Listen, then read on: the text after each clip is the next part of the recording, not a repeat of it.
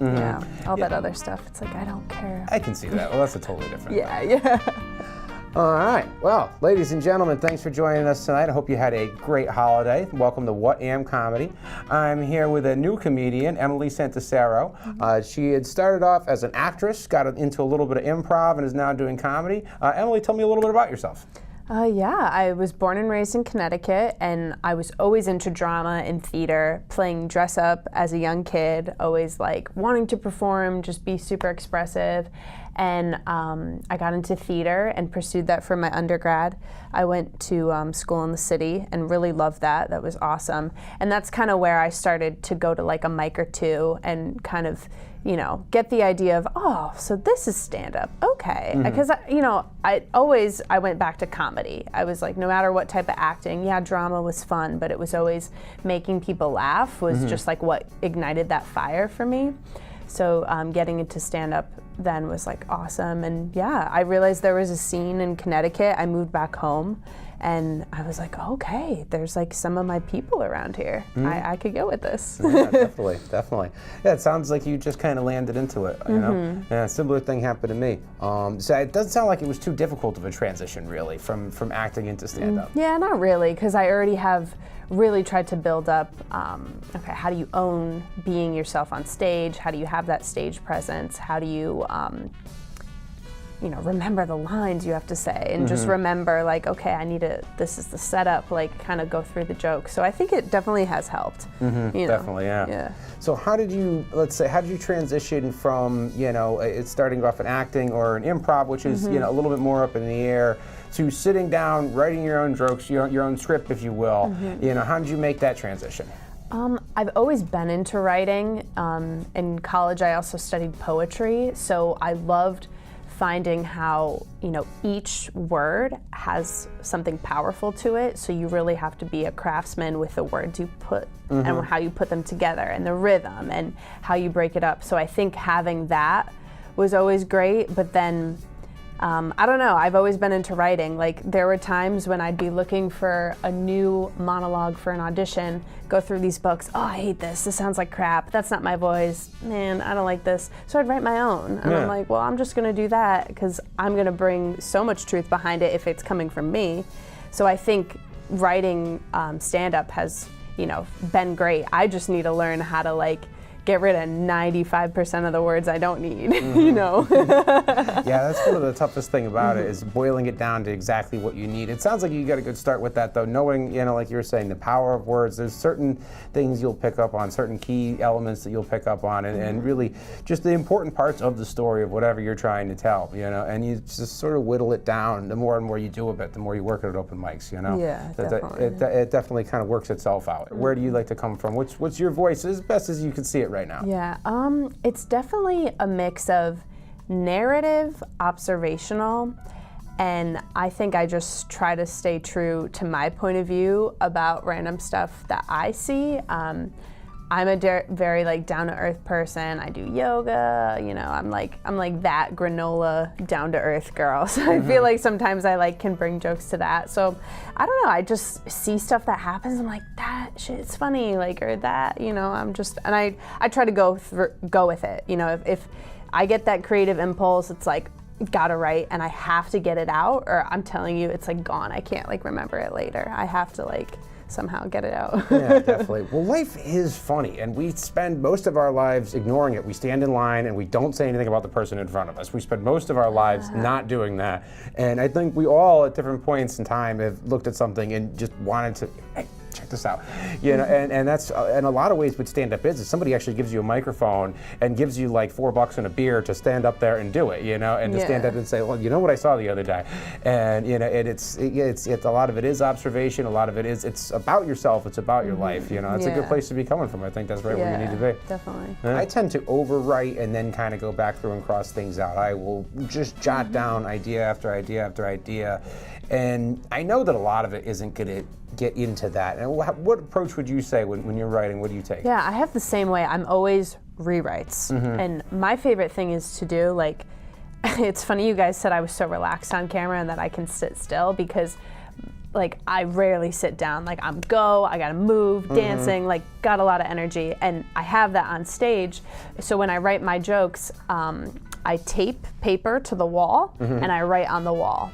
And Nice. I bop around the room. Nice. If I have an act out I have to do, I'll, move around, and I'll just kind of like let myself be free. That like, I don't know, I feel like kind of like badass too, like I'm writing on the wall. It's just kind of like liberating. Yeah. But I like to do that and, say it out loud or take that draft to a mic, listen to my record. I always, record it, listen to it like as soon as I can after, because it's fresh in my mind, and you can hear, I didn't need to say half of that. And then you go back and rewrite. And if I'm out in the car, an idea hits me, voice recording on my car. And, Yeah, I found that recording yourself is definitely the best way to throw out material that doesn't work, because you listen to yourself and you automatically hate all of it.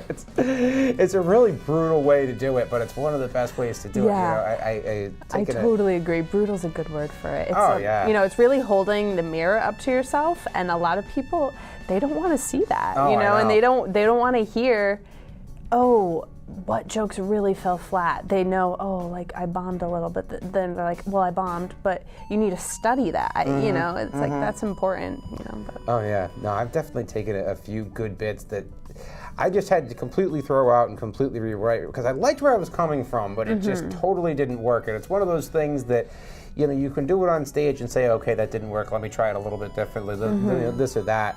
But when you hear yourself just do that poorly with it, you get the chance to listen to it again. It's just, okay, all of this has got to go. I like this concept. I like, Yeah, I like maybe the premise was good, right, but I'm coming at it from this way, I need to come from here. This is not going to work. Yeah, exactly. Yep. I've realized that with some of my jokes. I'm like, how did I think, like, I want to say this. Why am I leading it, like saying this into it? It's just, it's funny. Yeah, that's something I tend to struggle with a lot is segues, and sometimes I just overthink them, because sometimes the best segue is just starting the next sentence. It doesn't always have to be one thing into another, and especially early on.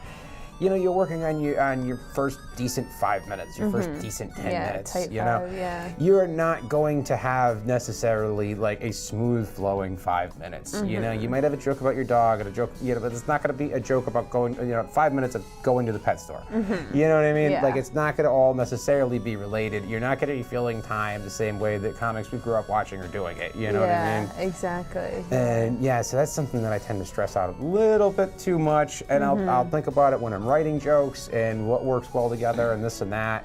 And that's still something I'm kind of getting over a little bit, is that I tend to put too much importance on that when I ought to just let it go. Exactly. I did that. It's funny you say that. I did that so much too in the beginning. I thought, well, each thing has to lead into the next, and there has to be this flow. And then I would watch some specials on Netflix. I'd see some other comedians, and I'm like, no, they're literally like, boom, drop my jokes, pivot, and they'll like bring it to the next sometimes. And I'm like, okay, like I feel like if you just get more comfortable with that, then it's not going to feel awkward. That's what it is. That's my thing I'm trying to do now. Yeah, and that just takes time. That's just time and practice. Exactly. Yeah, and it's funny, even when things totally go in opposite directions, like you'll see comics, and I've done it myself, and say, and just halfway mention it, which doesn't really lead into, and then just start into the next thing, and that's all it has to be. It doesn't have to be anything more serious than that.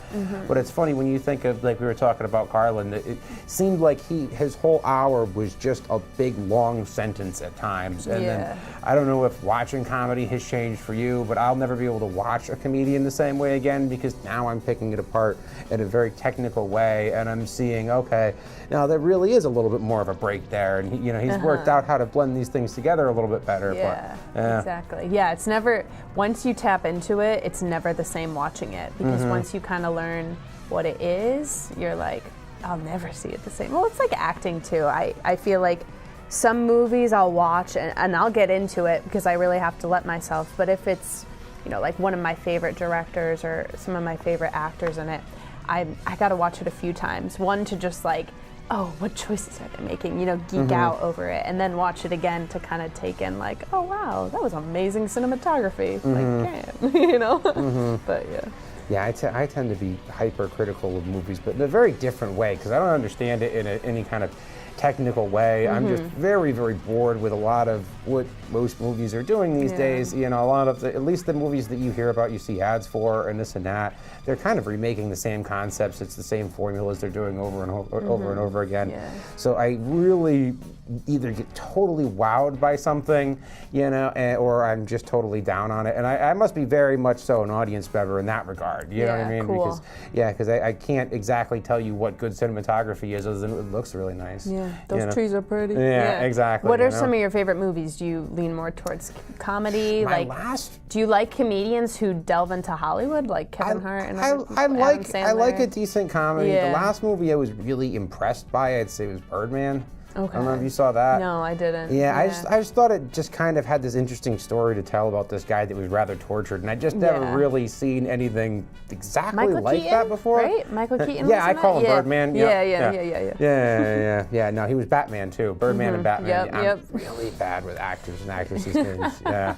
It doesn't stick. Yeah. Santarsiero. Yeah. Got it. Yeah.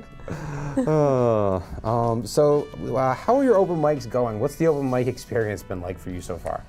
It's been awesome. I've learned, the nerves, you don't need them. And my thing is like, I think with acting, it's one of the challenges that I think I bring with my acting background. Everyone's like, oh, it's such a positive, it's such a benefit. Yeah, it is, but one thing I also realize is there's probably negative things to it too that I have to be aware of. And one of them was that with acting, you spend so much time learning the lines, getting them perfect. Because if it's a play, that playwright's gonna be pissed you messed up their lines, or if it's a movie,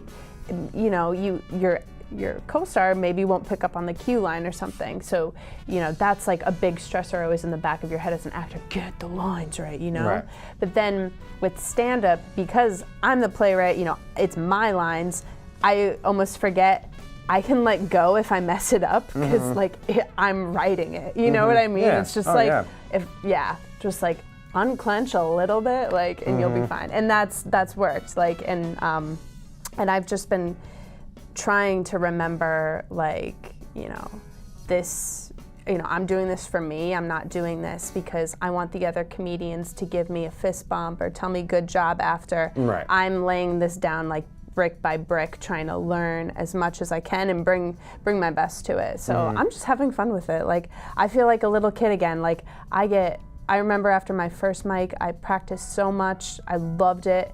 I listened back. It went great for a first mic. Adrenaline rush that whole night. I was just laying in bed oh my God, that was so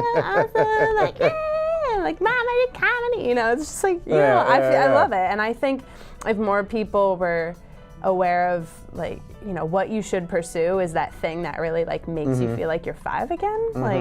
I don't know. Yeah, it's not the job that pays rent, because my parents pay that right now. Right. But I love it, and I just want to keep going for it. So yeah, definitely. Yeah. And I think that's what it is. And I think the comics we all grew up watching, they all had that same thing going for them. And there's kind of a dark side to comedy in that it can be pretty harsh. I mean, the first time that you bomb, it feels terrible. That same high that you feel, you feel an equal amount of low. And there is something very brutally honest about it. And there's something that really sucks about when you think you came up with this great idea and you're bearing your soul a little bit, and everyone's just like, what are you talking about? It's kind of heart-wrenching, and it can be a little bit cold in that way. Definitely. And you get a lot of really great people together, but there's definitely a few crazies that come along with the mix. And the whole thing can be a little bit nuts, but you take all of that and you look at it and you wouldn't change anything about it for the world. Oh, definitely not. Yeah, and I see it too as you hear about how social media, celebrities on social media, and all the negative trolling is really messing with the celebrity's mental health and everything. And I totally get that, and I feel like it's important for comedy, for stand-up, to just take everything with a grain of salt. You know what I mean? Maybe you'll hear one comedian trash talk you or whatever. Okay, a lot of times you know, you just have to, I don't know, it's cheesy. Oh no, definitely. I'm like, yeah, have thick skin. Like, Definitely. You know, and that's something that, I mean, it's one of the last groups of people, like one of the last professions where we really do try and do that. Because when you get a room full of comics together, you know, backstage before a show or something like that, I mean, it's a pretty harsh audience. We're all ripping on each other. Oh yeah, everyone's shitting on each other. And you know, and it's and nobody's really meaning too much by that. You know, there's I'd say 3-4 people that I've heard people actually talk bad about, and that's pretty universal. Yeah. But they're not really great people, and exactly. Honestly, I know. It's a different kind of thing. Yeah, you know, exactly. and it is a weird thing when you see a bunch of people get on somebody on the internet over this little thing or that little thing that's getting picked apart. And it's funny because a group full of comics, let's say, you know, somebody can go up on stage and bomb, and you know, you can go off stage and a few people can really rip on you about it, and they're not trying to tear you down. They're not trying to, you know, they're not trying to bring you down. I think there's a different sort of lightheartedness about the way that that's done. Definitely. It's a little different too when things are in person and not online. Same, you know. Yeah, exactly. So yeah, I mean that leads into our next question here. How do you deal with bombing? What's a good story about bombing that you have? Yeah, I mean I definitely find if I feel insecure about new jokes and I just keep letting that insecurity bubble up and that voice get in the back of my head, it does alter my performance, and definitely like that's probably gonna lead to a bomb. If I don't believe in it, I feel like the audience can tell, like, this chick is like wobbling through a joke, she's not feeling it, they're not gonna feel it. And so I think you can't avoid bombing, like you have to, and it's gonna happen for everybody. And I just like try not to take it personally. I just am like, okay, those jokes didn't land, like, and then look back at them and I'm like, yeah, I could see why that didn't work. Like, on to the next, you know. I try not to take it personally, and I know it's such like a contradiction, you know. You bare your soul as an artist, but you can't take it personally, and you know, you have to be honest, and you know. But I don't know. I feel like it's just like a good learning experience for me at this point, and I'm just like, all right. It really is. And you feel the energy, right? Don't you feel like there's a pulse? And when it's like silence, those seconds, like I've looked back at my sets and I'm like, I bombed, and everyone's like, no, like, and you listen back to the laughs and you're like, no, that quiet segment, you feel like it's like a minute long, right? Yeah. It's like 2 seconds. Yeah, there's kind of a rhythm to it, and you know, even if it's just a little thing that normally gets a laugh, and it's not, let's say, you know, your greatest joke, but it's just something that's in there, and it just, something doesn't land, or a joke that normally does well, and it just totally misses for whatever reason that night, you know.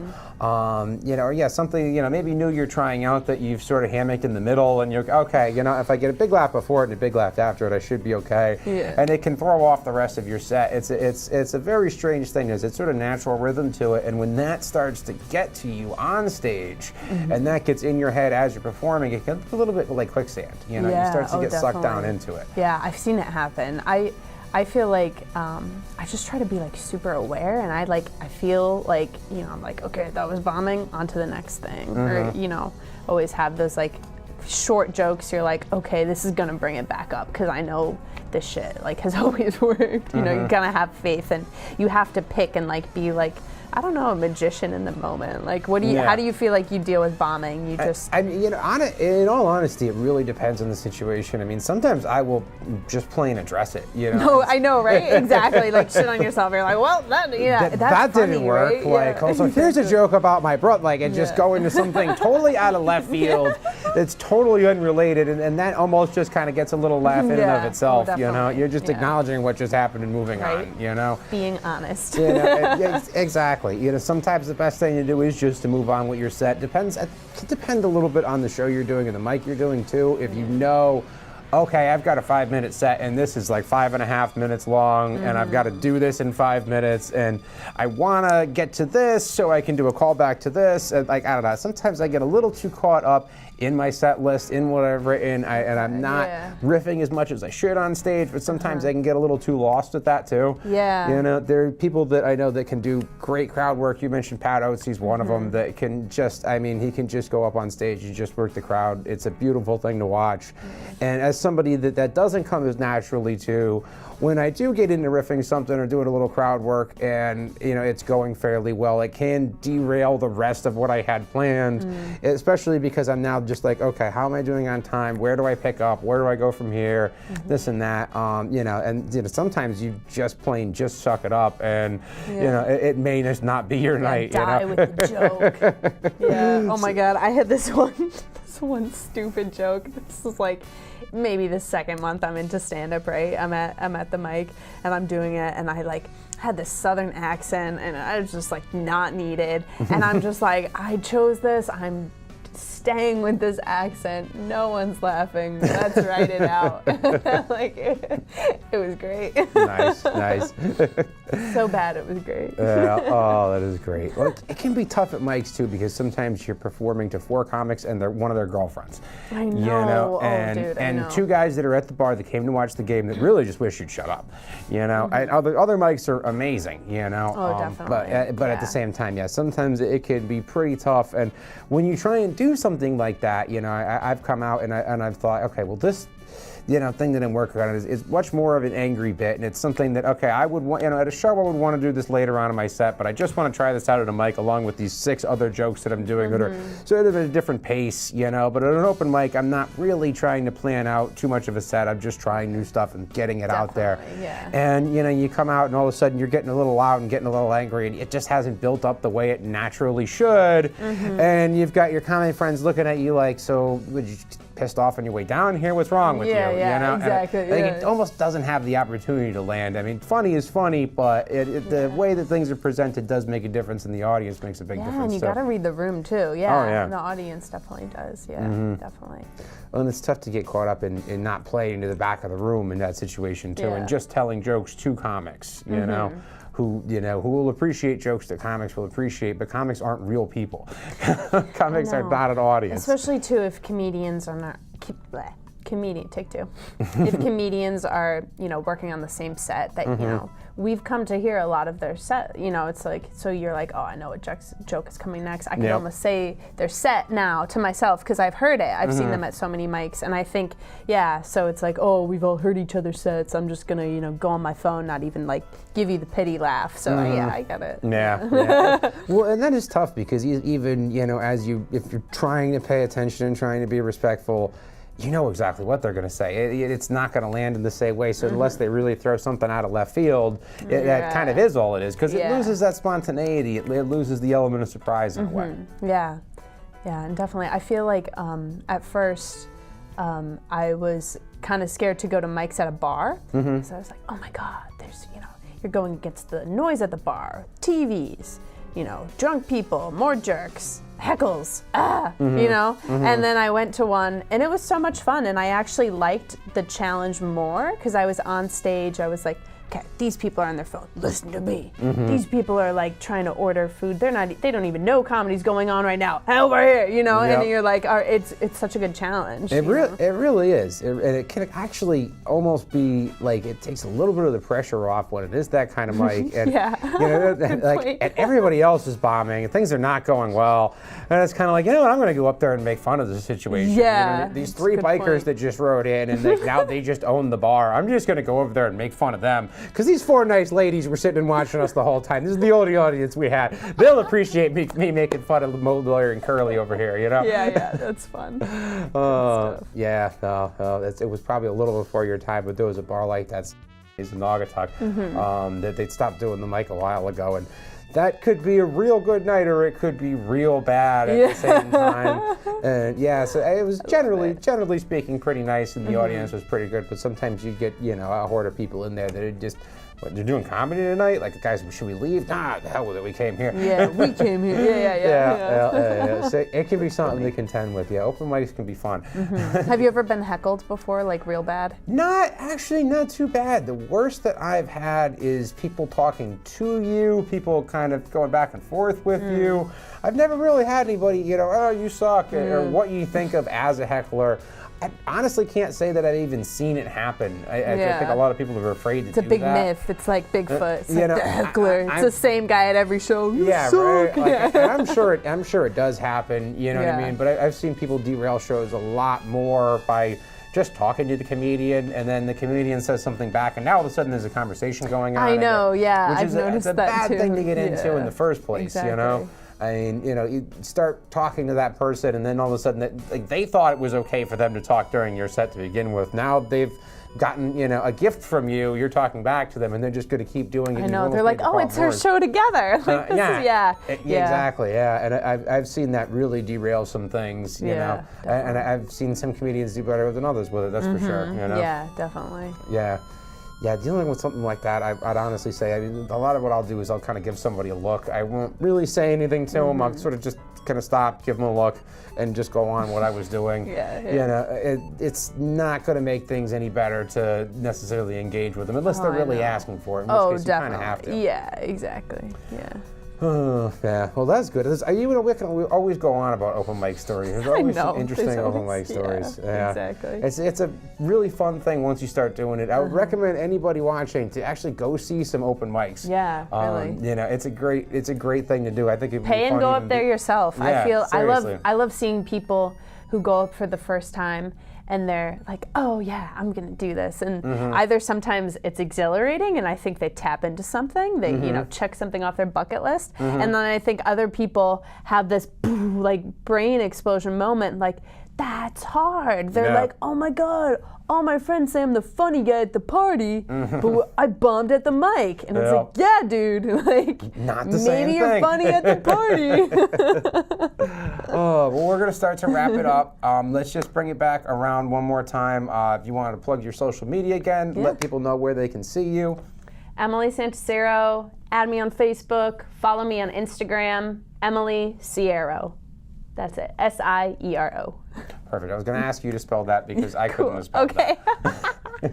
Mad vowels. It's Italian. All right. Well, thanks very much for watching, guys, and we'll catch you next time. I think that was 2 minutes.